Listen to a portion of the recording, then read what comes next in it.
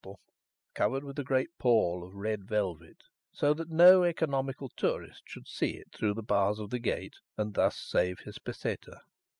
The Duke removed the covering, and watched me silently, a slight smile trembling below his little black moustache. The Duke and his wife, who was not his Duchess, lay side by side on a bed of carved alabaster. At the corners were 4 twisted pillars, covered with little leaves and flowers, and between them bas reliefs representing love and youth and strength and pleasure, as if, even in the midst of death, death must be forgotten. Don Sebastian was in full armour. His helmet was admirably carved, with a representation of the battle between the centaurs and the Lapitae. On the right arm-piece were portrayed the adventures of Venus and Mars, and on the left the emotions of Vulcan. But on the breastplate was an elaborate crucifixion, with soldiers and women and apostles. The visor was raised, and showed a stern, heavy face, with prominent cheek-bones, sensual lips, and a massive chin. "It is very fine," I remarked, thinking the Duke expected some remark. "People have thought so for 300 years," he replied gravely. He pointed out to me the hands of Don Sebastian. "The guide-books have said that they are the finest hands in Spain. Tourists especially admire the tendons and the veins, which, as you perceive, stand out as in no human hand would be possible. They say it is the summit of art." And he took me to the other side of the monument, that I might look at Doña Sodina. "They say she was the most beautiful woman of her day," he said. "But in that case the Castilian lady is the only thing in Spain which has not degenerated." She was indeed not beautiful. Her face was fat and broad like her husband's, a short ungraceful nose, and a little knobbly chin, a thick neck, set dumpily on her marble shoulders. One could not but hope that the artist had done her an injustice. The Duke of Losas made me observe the dog which was lying at her feet. "It is a symbol of fidelity," he said. The guide-book told me she was chaste and faithful.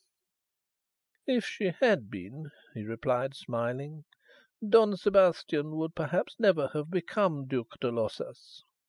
"Really?" "It is an old history, which I discovered one day among some family papers." I pricked up my ears, and discreetly began to question him. "Are you interested in old manuscripts?" said the Duke. "Come with me, and I will show you what I have." With a flourish of the hand he waved me out of the chapel, and, having carefully locked the doors, accompanied me to his palace. He took me into a Gothic chamber, furnished with worn French furniture, the walls covered with cheap paper. Offering me a cigarette, he opened a drawer, and produced a faded manuscript. "This is the document in question," he said. "Those crooked and fantastic characters are terrible. I often wonder if the writers were able to read them." "You are fortunate to be the possessor of such things," I remarked. He shrugged his shoulders. "What good are they? I would sooner have 50 pesetas than this musty parchment." An offer! I quickly reckoned it out in English money. He would doubtless have taken less, but I felt a certain delicacy in bargaining with a duke over his family secrets. "Do you mean it? May I?" He sprang towards me. "Take it, my dear sir, take it. Shall I give you a receipt?" And so, for 31 shillings and threepence, I obtained the only authentic account of how the frailty of the illustrious Señora Doña Sodina was indirectly the means of raising her husband to the highest dignities in Spain. 3. Don Sebastian and his wife had lived together for 15 years, with the entirest happiness to themselves and the greatest admiration of their neighbours. People said that such an example of conjugal felicity was not often seen in those degenerate days, for even then they prated of the golden age of their grandfathers, lamenting their own decadence. As behoved good Castilians, burdened with such a line of noble ancestors, the fortunate couple conducted themselves with all imaginable gravity.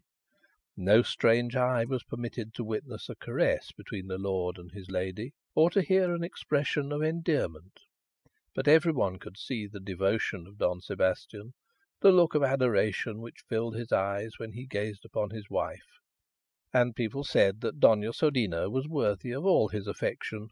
They said that her virtue was only matched by her piety, and her piety was patent to the whole world, for every day she went to the cathedral at Ziormaneth, and remained long immersed in her devotions. Her charity was exemplary, and no beggar ever applied to her in vain.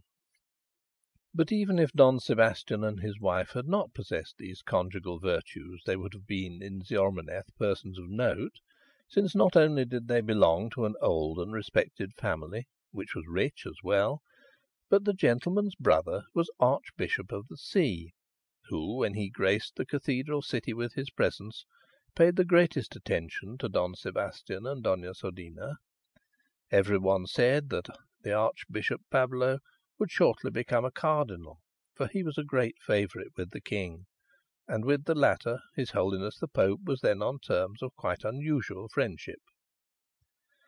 And in those days, when the priesthood was more noticeable for its gallantry than for its good works, it was refreshing to find so high placed a dignitary of the Church a pattern of Christian virtues, who, notwithstanding his gorgeous habit of life, his retinue, his palaces, recalled, by his freedom from at least two of the 7 deadly sins, the simplicity of the apostles, which the common people have often supposed the perfect state of the minister of God. Don Sebastian had been affianced to Doña Sodina when he was a boy of 10, and before she could properly pronounce the viperish sibilants of her native tongue. When the lady attained her 16th year, the pair were solemnly espoused, and the young priest Pablo, the bridegroom's brother, assisted at the ceremony. In these days the union would have been instanced as a triumphant example of the success of the mariage de convenance, but at that time such arrangements were so usual that it never occurred to any one to argue for or against them. Yet it was not customary for a young man of 22 to fall madly in love with the bride whom he saw for the first time a day or two before his marriage, and it was still less customary for the bride to give back an equal affection. For 15 years the couple lived in harmony and contentment, with nothing to trouble the even tenor of their lives, and if there was a cloud in their sky, it was that a kindly Providence had vouchsafed no fruit to the union, notwithstanding the prayers and candles which Doña Sodina was known to have offered at the shrine of more than one saint in Spain who had made that kind of miracle particularly his own. But even felicitous marriages cannot last for ever, since if the love does not lie, the lovers do.